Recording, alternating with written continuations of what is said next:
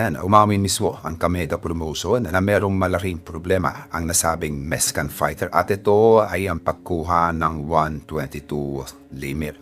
Ito ang naging dahilan kung bakit ginawa na lamang 124 pounds sa featherweight division ang naturang match-up ng dalawang fighters. Pangalawa, ay nagkaroon naman din ng problema financially itong nasabing Mexican fighter na ito ay binitawan na rin ng kilalang matchmaker. So alam naman po natin kung sino dati ang may hawak dito kay Luis Neri. Pangatlo, yung balita na nakarating na dito sa kampo ni Luis Neri. Marami po mga boxing analysts sa Mexico ang nababahala dito kay Neri na kung saan ang kanyang style daw ay akma para dito kay John Riela Casimero. Ay ang style niya ay pabor dito kay Cuadro Alas. Hindi po ito nag-sink in noona dahil etong si Neri nga ay tinalo lamang si Kameda na kung saan ay etong si Alas naman ay natalo nito ang nasabing Japanese fighter. Well, dito na po papasok yung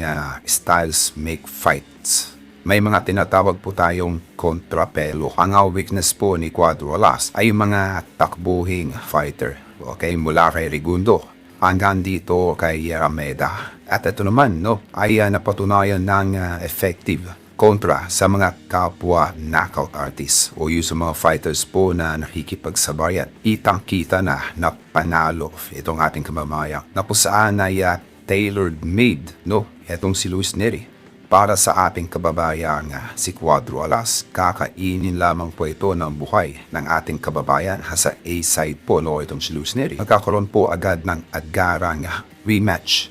Kung sakali nga pong matalo itong nasabing Mexicana assassin